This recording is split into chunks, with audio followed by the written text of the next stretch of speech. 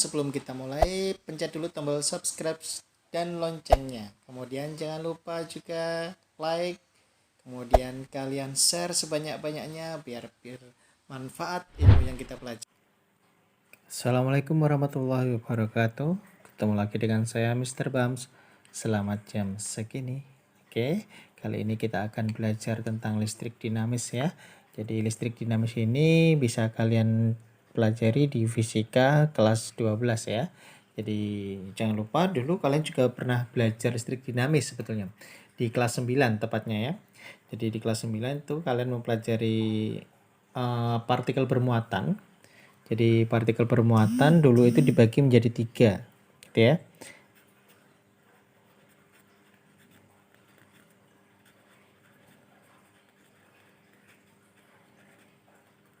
Jadi yang pertama itu ada yang namanya proton. Proton itu adalah partikel bermuatan positif. Kemudian yang kedua itu ada elektron. Itu partikel bermuatan negatif. Kemudian yang ketiga itu ada neutron. Itu partikel tidak bermuatan ya. Jadi kalau neutron itu netral. Kemudian yang dari ketiga muatan ini yang bisa bergerak bebas itu adalah elektron. Karena elektron itu letaknya pada kulit luar atom gitu ya. Kalau proton dan neutron itu letaknya di inti atom sehingga dia akan susah untuk pindah atau bergerak atau mengalir gitu ya. Jangan lupa kita pernah tahu bahwa arah aliran elektron itu adalah dari potensial rendah ke potensial tinggi gitu ya. Dari potensial rendah ke tinggi. Nah, ini nanti berkebalikan dengan arah arus listrik ya. Jadi di listrik dinamis ini nanti pokok bahasan yang pertama yang dipelajari adalah arus listrik, atau nama lengkapnya itu kalau dulu adalah kuat arus listrik ya. Jadi kuat arus listrik. Tadi dikatakan bahwa elektron itu berpindah-pindah atau mengalir gitu ya. Nah, banyaknya elektron yang mengalir gitu ya.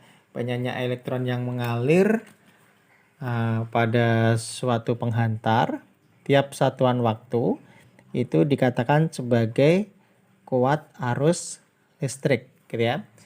Jadi kalau kalian definisikan bahwa kuat arus listrik itu adalah banyaknya muatan yang mengalir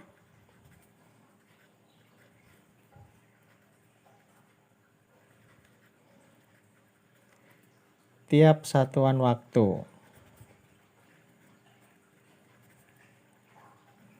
Tentunya muatan yang mengalir di sini nanti adalah muatan negatif atau elektron. Jadi kalau kita rumuskan bahwa kuat arus listrik itu adalah Q dibagi T.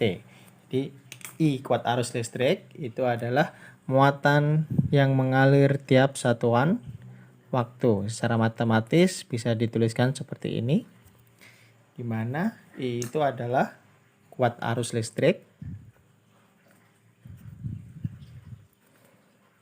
Seperti kita tahu dulu satuannya adalah ampere, kemudian Q itu adalah muatan listrik. Satuannya adalah kolom, kemudian T-nya itu adalah waktu. Satuannya adalah sekon. Terus seberapa banyak itu muatan yang mengalir gitu kan? Di berapa banyak muatan yang mengalir atau banyaknya elektron yang mengalir berapa gitu kan? Bila muatannya sekian misalnya.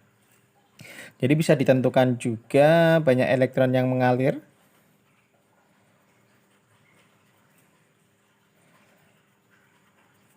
Kita simpulkan N ya.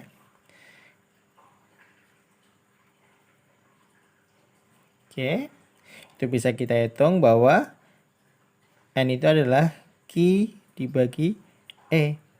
Di mana siapa itu E? Itu adalah muatan untuk satu elektron. Ya. Jadi seperti kita tahu bahwa muatan untuk satu elektron itu adalah 1,6 kali 10 pangkat min 19 kolom gitu ya.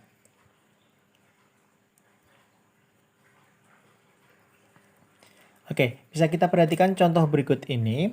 Sebuah penghantar di sini biasanya kalau dalam kehidupan sehari-hari itu kabel ya, mampu mengalirkan arus listrik sebesar 3,2 ampere gitu ya. Jadi mengalirkan arus listrik 3,2 ampere selama 10 sekon gitu ya. Jadi kalian bisa menuliskan, diketahuinya adalah arus listrik. Arus listrik itu adalah I ya. I-nya 3,2 ampere. Kemudian selama 10 sekon time waktunya itu adalah 10 sekon. Maka tentukan besar muatan ya. Jadi yang ditanyakan itu adalah yang pertama adalah muatan, itu Q simbolnya. Kemudian yang kedua adalah banyaknya elektron. Oke, di mana E yang diketahui itu adalah 1,6 kali 10 pangkat min 19 kolom gitu ya. Oke, jadi bisa kita selesaikan.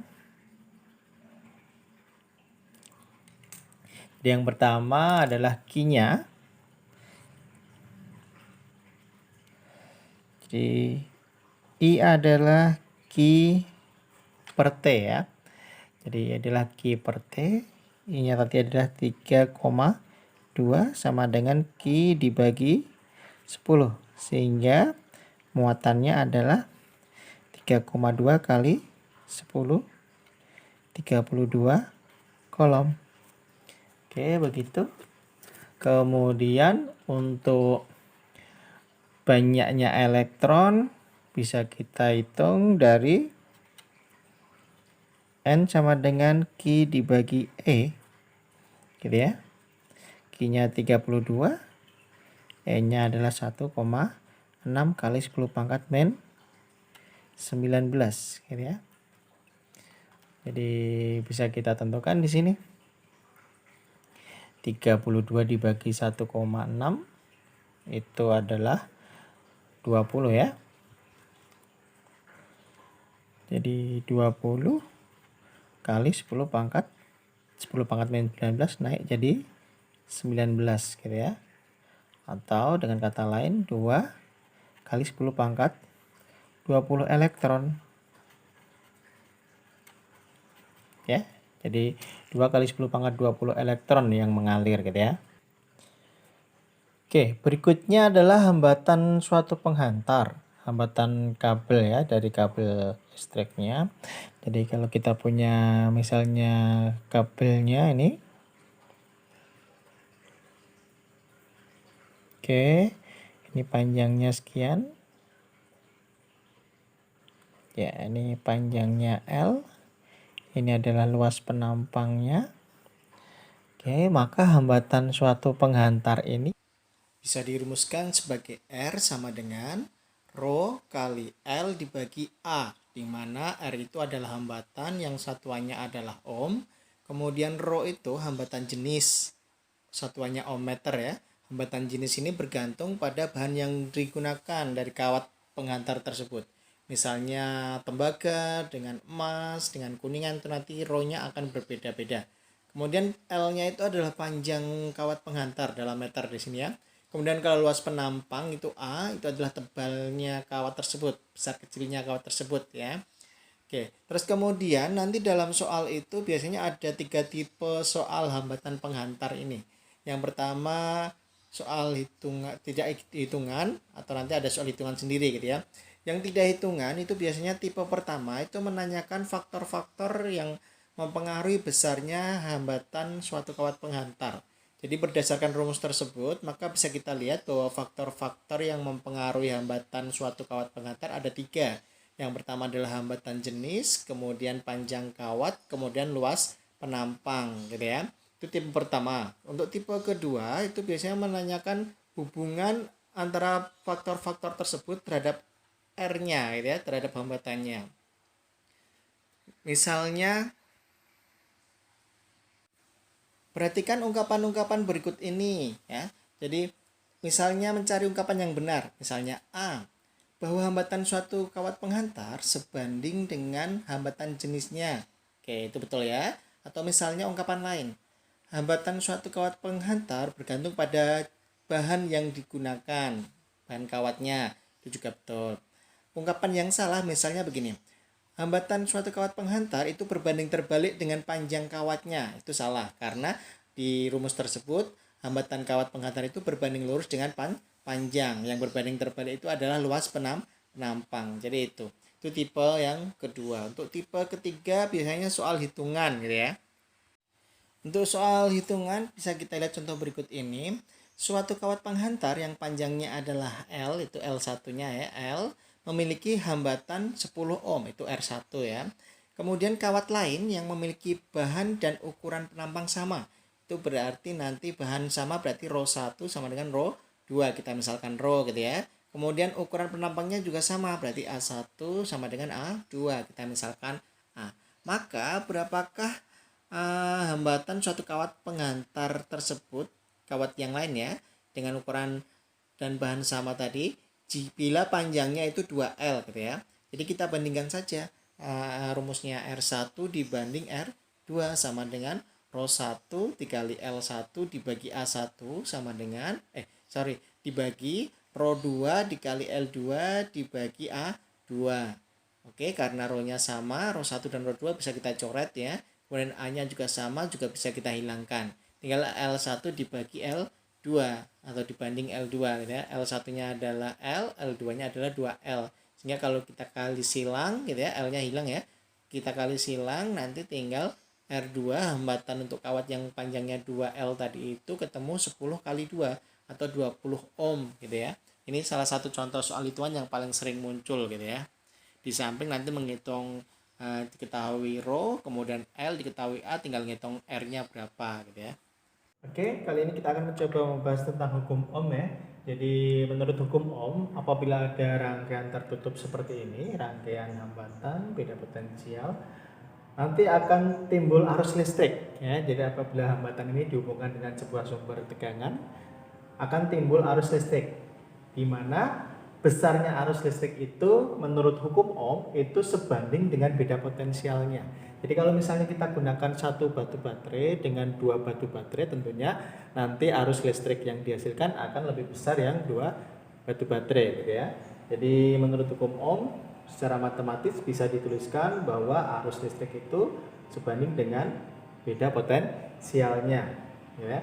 Atau kalau dituliskan dalam persamaan matematik yang lain, beda potensial itu sama dengan arus listrik dikalikan dengan hambatan ya.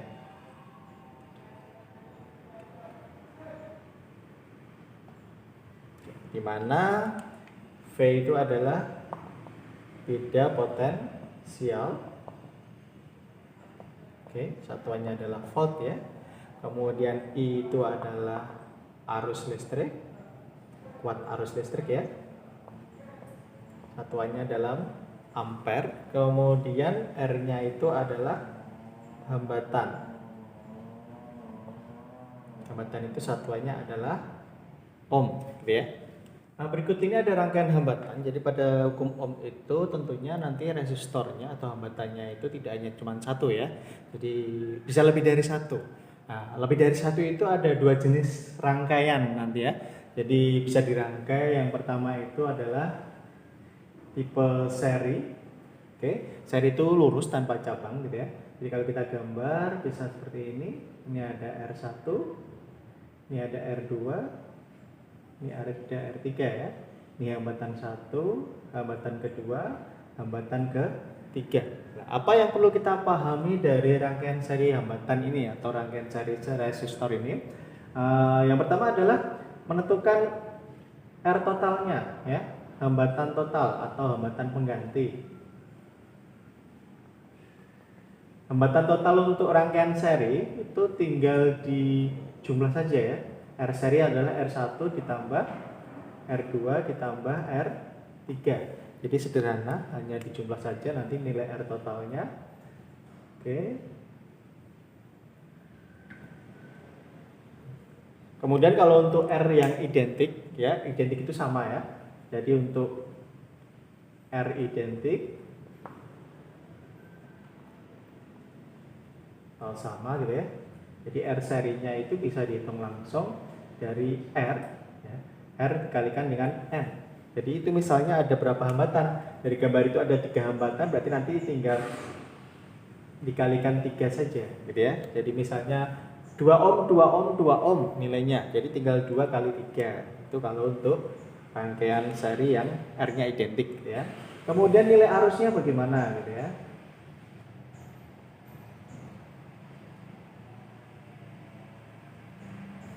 Jadi kalau ada rangkaian seri seperti ini ada arus masuk ke penghantar ini ya. Jadi ini ada I1, kemudian I2, kemudian masuk ke hambatan 3 itu namanya I3. Itu nilainya selalu sama ya. I1, I2 dan I3 itu nilainya selalu sama. Jadi misalnya ada yang di depan ini ada 1 ampere lewat. Di sini tetap 1 ampere terus yang lewat ya, tidak berubah gitu ya. Jadi kuat arusnya selalu sama gitu ya. Oke, seperti ini. Kemudian beda potensialnya.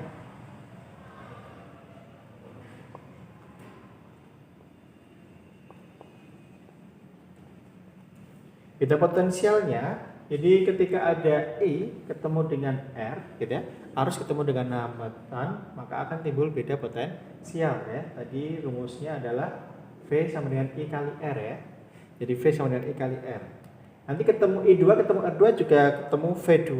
Kemudian I3 kali R3 ketemu V3. Sehingga nanti di sini bisa dihitung V totalnya adalah V1 ditambah V2 ditambah V3 gitu ya.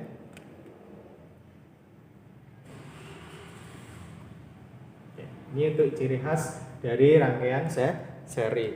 Kemudian kalau untuk rangkaian paralel bagaimana? Gitu ya. Untuk paralel. Untuk paralel rangkaian bercabang ya. Oke, seperti ini.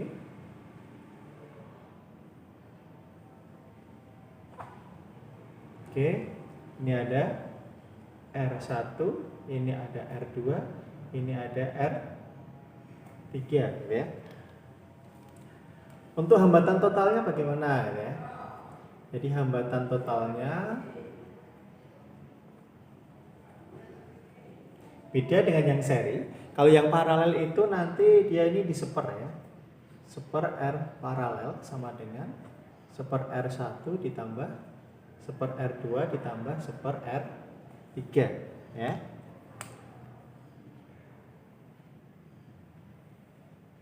Oke, seperti ini. Kemudian untuk yang R identiknya bagaimana? Untuk R identik atau sama ya, maka R paralel dihitung kalau tadi R kali N, kalau yang paralel itu adalah R dibagi N gitu ya.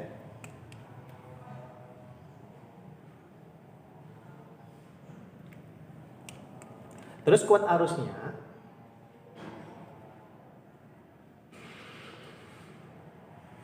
apabila ada rangkaian paralel seperti ini, kita lihat di sini ketika ada arus yang masuk ya. Ini ada I, misalnya 10 ampere. Menurut hukum Kirchhoff gitu ya, Kirchhoff 1 waktu kelas 9 dulu, nanti akan dipecah. Jika masuknya 10, maka keluarnya juga harus 10 gitu kan.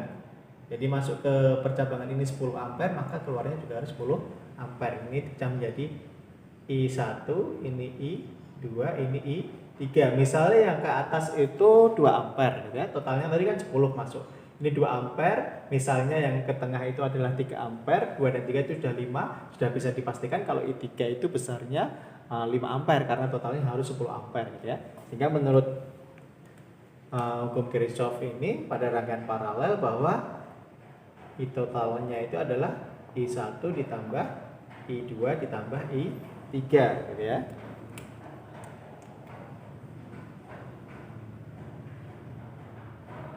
Kemudian beda potensialnya bagaimana?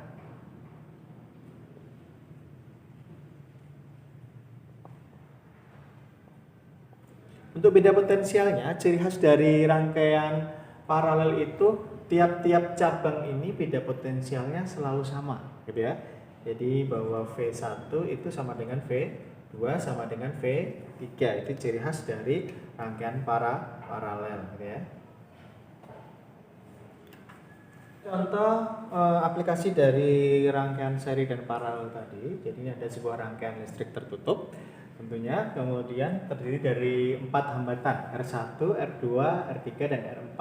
R1, 2, 3 ini disusun paralel, kemudian rangkaian paralel itu diseri dengan R4, gitu ya. Pertanyaannya, tentukan nilai kuat arus yang mengalir pada hambatan 3 ohm. Jadi pada R3 ini kuat arusnya berapa? Nah, untuk menentukan berapakah kuat arus yang mengalir pada R3, tentunya kita harus bisa menentukan nilai kuat arus total yang mengalir, ya. Jadi seperti kita tahu bahwa kuat arus itu mengalir dari potensial tinggi ke rendah, ya, berarti ke kiri, ya. Jadi ini I-nya, ini I total nanti. Oke. Ketika ini I tahu, nanti di sini bisa kita pecah, gitu ya. Ketika ini I, ini dan di atas ini besarnya sama, ya.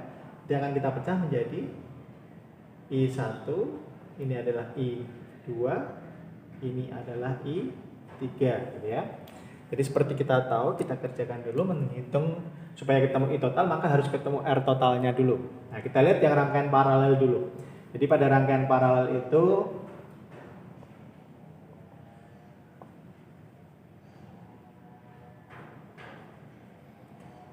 seper R paralel itu adalah seper R1 ditambah seper R2 ditambah seper R3, gitu ya.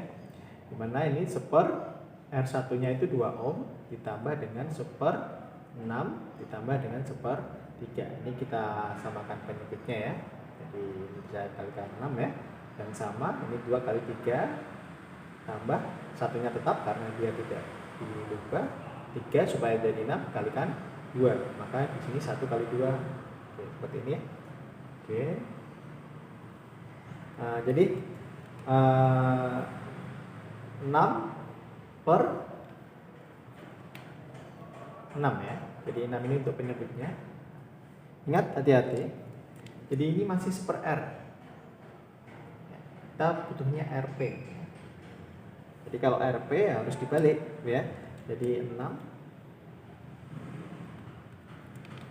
dibagi 6, ya.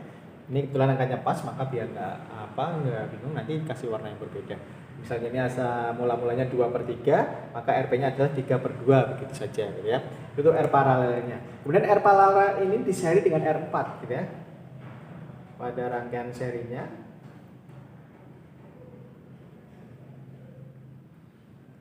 R total, ya.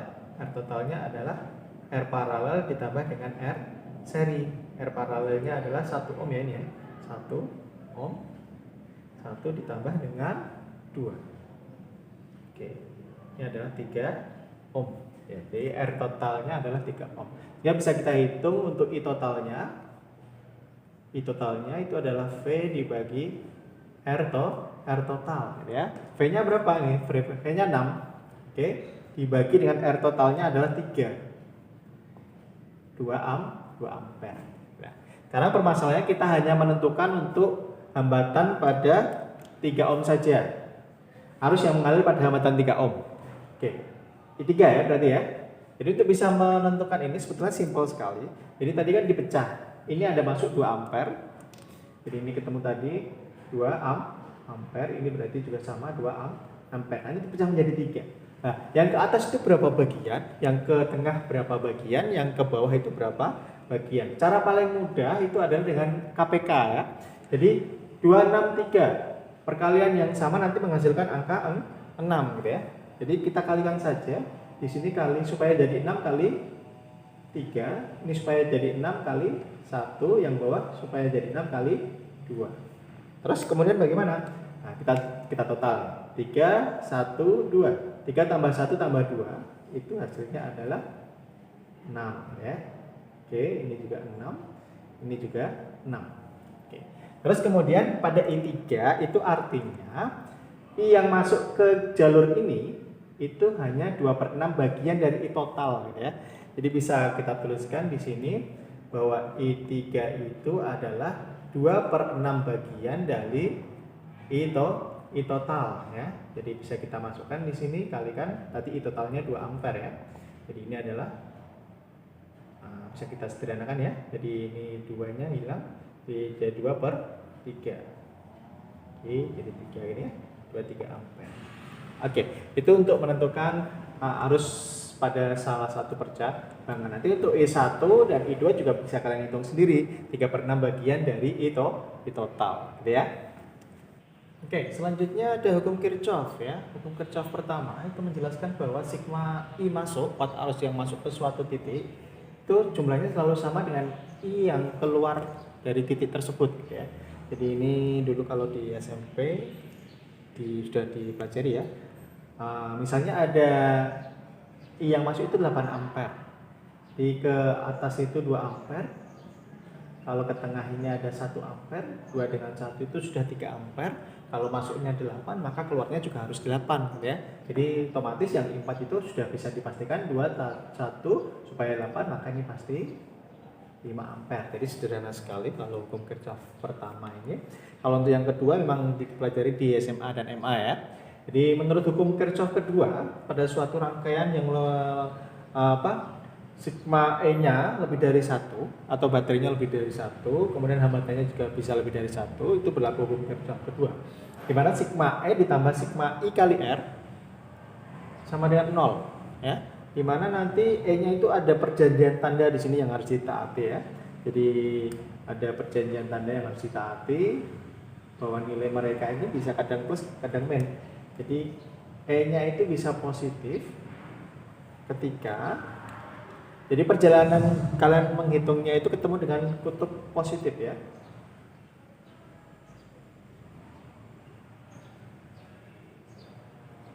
Kutub positif dari batu baterai ya. Dia akan bernilai min jika gitu ya, bertemu dengan kutub negatif. Ya. Kemudian untuk I kali R-nya nanti bernilai positif jika ya, itu searah dengan loop.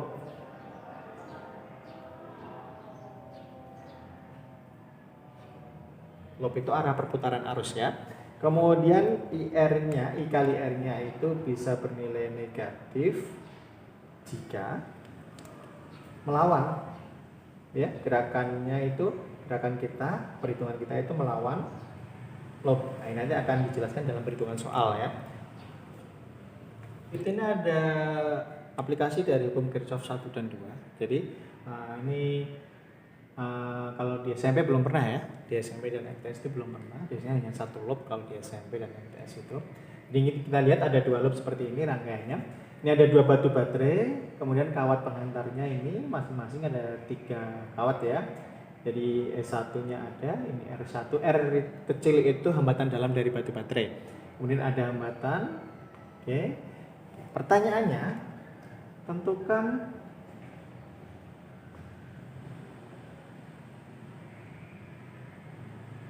arus listrik yang mengalir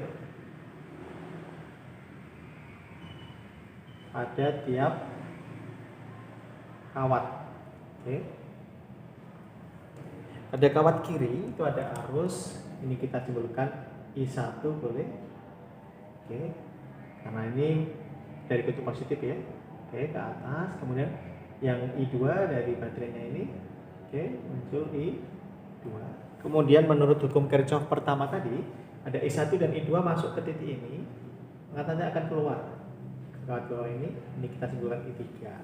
Ya, sebetulnya bebas untuk menentukan mana yang 1, 2, 3 itu hanya untuk membedakan saja. Cuman lebih simpel atau lebih gampang biasanya dari 1 itu kiri, 2 itu kanan, 3 itu yang tengah.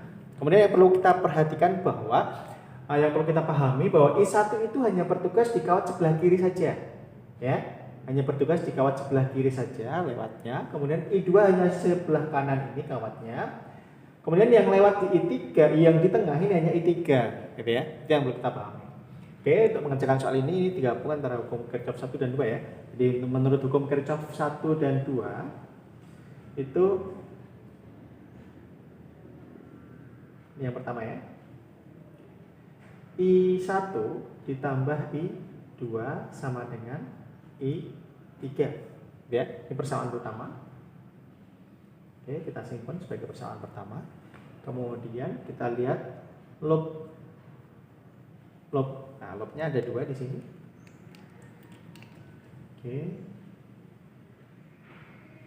arahnya seperti ini, arah perputaran arusnya mengikuti baterainya.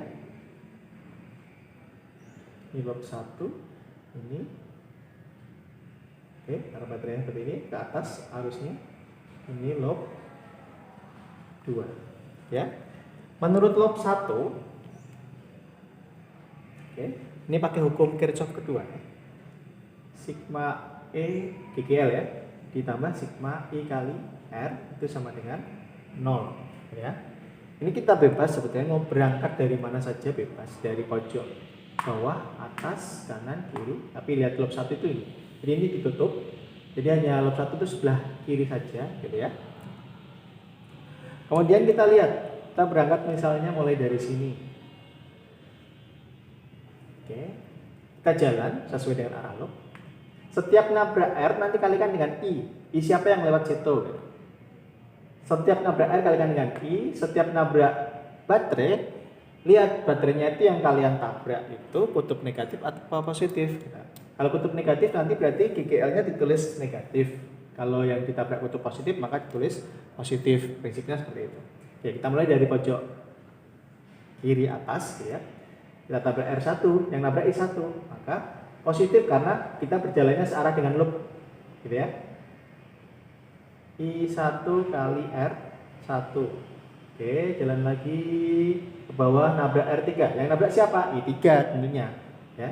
Positif lagi karena searah dengan arah loopnya ini.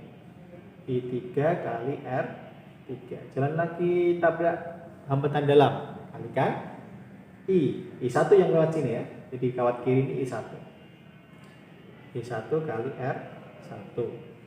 Kemudian nabrak baterai kutub negatif. E1 sama dengan 0. Oke, selesai. Beres, kita tinggal masukkan angkanya. R1 itu nilainya 1,5. 1,5 I1 ditambah R3 itu 4. 4 I3 ditambah 0,5 I1 dikurangi 4 sama dengan 0 ya. I1 dan I1 bisa kita gabung. 1,5 dengan 0,5 itu 2 ya. 2I1 ditambah 4I3, kemudian min 4 nya bisa kita ke kanan jadi 4 gitu ya. Ini bisa kita sederhanakan secara matematika biar ngitungnya simpel nanti. I1 ditambah 2I3 sama dengan 2. Semuanya dibagi 2 ya. Oke, kita ketemu persamaan kedua. Oke, itu untuk lob pertama. Kemudian untuk lob kedua,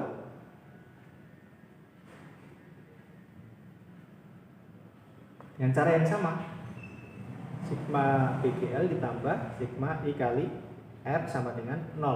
Kita mau jalan dari mana? Misalnya kita mulai dari bawah biar beda dengan yang tadi ya. Nah, jalannya searah dengan lob. Ini muternya 8 jarum jam ya, berarti ini ke atas gitu ya. Siapa yang pertama kali tabrak ini? R.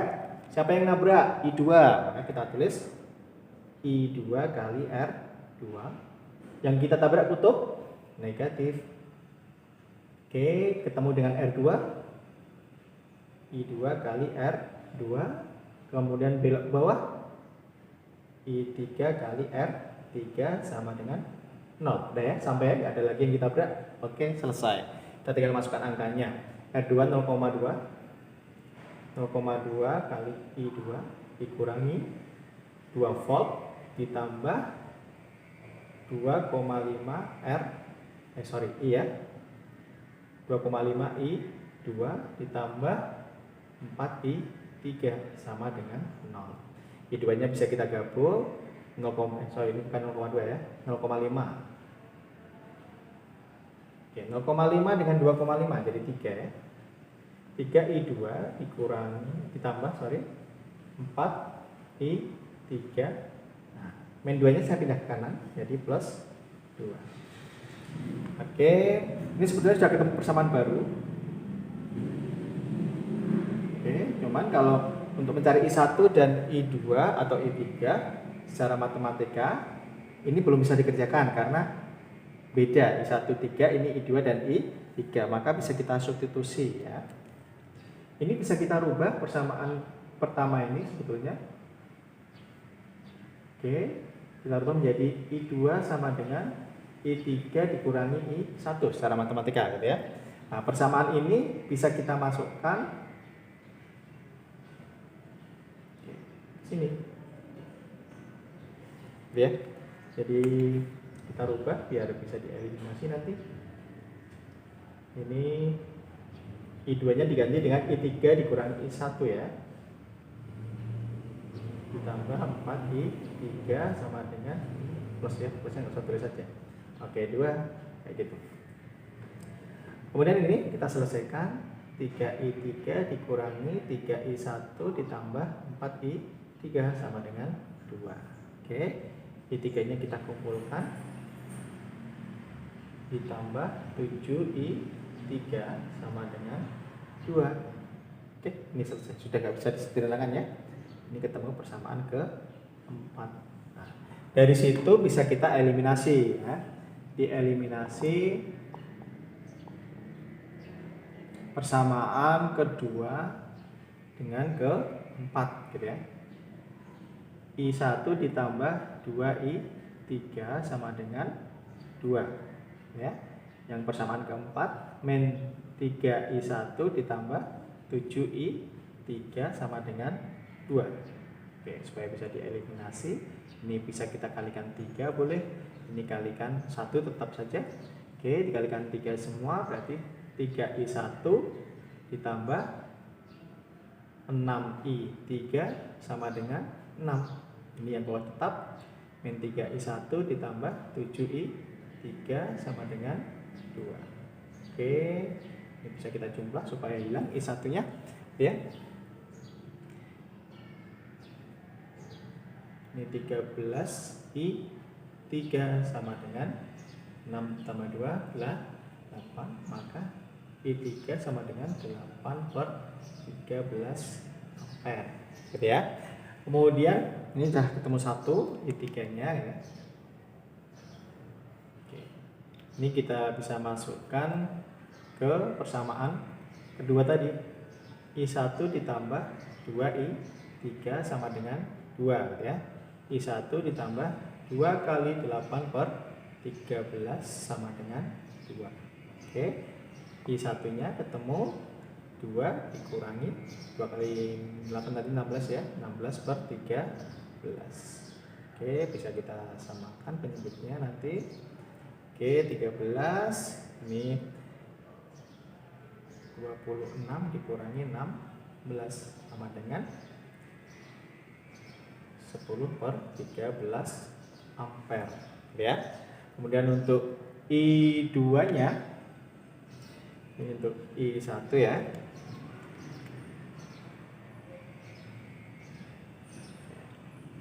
Untuk I2-nya menurut persamaan tadi I2 itu sama dengan I3 dikurangi I1. I3-nya 8 per 13 dikurangi 10 per 13. Oke, ini ketemunya negatif ya, nggak masalah. Oke, negatif itu hanya untuk menunjukkan arahnya itu berlawanan. Jadi I2-nya ini harusnya ke kanan bukan ke kiri gitu ya. Jadi ini nanti kalian pahami lagi, kemudian kalian bisa kerjakan soal-soal yang terkait dengan soal bab ini gitu ya. Oke, berikut ini ada cara SMART ya. Cara SMART itu cara cepat untuk mengerjakan soal-soal seperti ini, karena tentunya kalau soal sepanjang tadi, kalau dalam tes UN maupun UTBK gitu kan, nggak boleh dikerjakan dalam waktu lebih dari 2 menit. Bayangkan saja menghitung sepanjang tadi, nggak boleh lebih dari 2 menit, nanti pasti akan ketinggalan gitu ya. Nah, bisa kita kerjakan dengan cara cepat. Oke. Nah, cara menulis rumusnya seperti ini. Kalau kita mau menghitung I1 gitu ya. Oke, I1. Oke, Oke, ini kita bikin pembagi seperti ini. Prinsipnya seperti ini, bagian kiri, kawat kiri itu kita simbolkan 1 semua, yang kawat kanan itu simbolnya 2 semua, yang kawat tengah itu simbolnya 3, gitu ya. Kemudian kalau ada lebih dari 1 R seperti ini nanti ditotal saja. R1 nya berarti 0,5 tambah 1,5. Kita menghitungnya seperti itu. Oke, jadi kita pikir apa baginya ini begini, kita acak rata. R1 kali R3 ditambah dengan R1 kali R2 ditambah dengan R2 kali R3. Oke, sudah komplit ya ini ya. Jadi dikali silang seperti itu. Kemudian kita pikirkan atasnya. Kalau menanyakan I1, maka nanti ada begini. Ini 1, 2, 3. Kalau tanyakan I1, nanti GGL1 sebagai pengurang. Ya. Jadi ini kita kurangi. Oke, cara menuliskan rumusnya seperti itu. Oke, kalikan 2, 1, 3. Ya. Kalikan dengan R3. Tambah dengan, karena sudah 2, 1, sini adalah 3 dan 1. Oke, dikurangi dengan GGL 1, baterai yang 1 ya. Kemudian kalikan dengan R31, maka sini 2. Oke, ini untuk menentukan I1. Oke, ini ya, itu cara sematnya ya. Kemudian untuk I2 bagaimana? Dengan cara yang sama, kalian bisa tuliskan dengan cepat. Ini 1, 2, 3 ya. Ini 1 dikurangi, ini bebas. 1 kurangi 2 dulu boleh. Atau nanti 3 kurangi 2 dulu boleh. Yang penting prinsipnya, kalau sudah 1, 2 maka R-nya RT3 ditambah dengan, tetap karena I2 maka E2 pengurang ya. Ini maka E3 dikurangi E2 kali R1. 3, 2, 1, 1, 2, 3 ya. Pembaginya selalu tetap ya. Pembaginya selalu tetap. R1 kali R3 ditambah R1 kali R2 ditambah R2 kali R3 gitu ya. Ini untuk menghitung I2. Nah, terus kalau nanti di bagian tengah itu kan tidak ada baterainya. Nah, kita isi apa ya? Kita isi 0 saja kalau nggak ada baterainya gitu kan. Untuk yang I3 dengan cara yang sama, maka rumusnya pembaginya tetap ya, R1 kali R3 ditambah R1 kali R2 ditambah R2 kali R3 ya. Ini cara yang sama, GGL1 dikurangi GGL3 karena dia menanyakan I3 ya. Ini R-nya 1, 3, maka sini 2. E2 dikurangi E3 kali 2, 3, maka sini R1 gitu ya. Oke, ini ada 3 rumus cepatnya.